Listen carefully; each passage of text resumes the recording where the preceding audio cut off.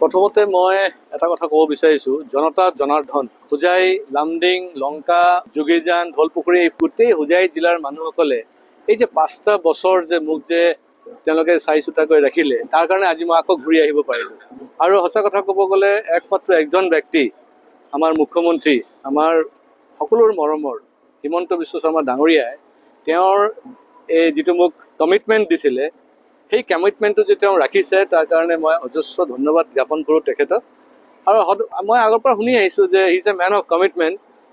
হ'লেও বহুত ups and ডাউনছত আছিলে, কিন্তু লাষ্টত তেখেতে যিটো কৰিলে সেইটো সঁচাকৈ মানে মোৰ শব্দ নাই আৰু তেওঁৰ প্ৰশংসা কৰিবলৈ। আৰু সঁচা কথা যে আজি এজন দক্ষ মুখ্যমন্ত্ৰীৰ লগতে কাম কৰিব পাৰিম, সেইখিনি সুযোগ তেখেতে দিছে আৰু ৰাইজেও দিব। ৰাইজৰ যিটো মৰম আছে, ৰাইজৰ যিটো স্নেহ আছে, ৰাইজৰ যিটো প্ৰাৰ্থনা, সেই প্ৰাৰ্থনা অনুসৰি আশা ৰাখিছোঁ যে আগন্তুক দিনত হিমন্ত বিশ্ব শৰ্মা ডাঙৰীয়াৰ লগত মই কাম কৰাৰ সেই সুযোগটো পাম। ঘোষৰ পৰা কিবা প্ৰতিষ্ঠান বিৰোধী কিবা প্ৰত্যাহ্বান আহিব পাৰে নেকি? তেনেকুৱা একো নহয়, তেওঁ মোৰ বন্ধু মানুহ।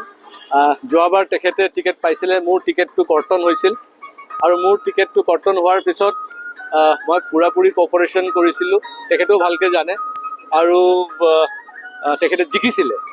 তো এইকাৰণে সেইটোৱে ডাঙৰ প্ৰমাণ যে মোৰ টোটেল কোঅপাৰেশ্যন আছিলে আৰু মোৰ এটা বিশ্বাস যে তেখেতৰো ফুল কোঅপাৰেশ্যন থাকিব, কাৰণ আমি দুয়োটা বন্ধু।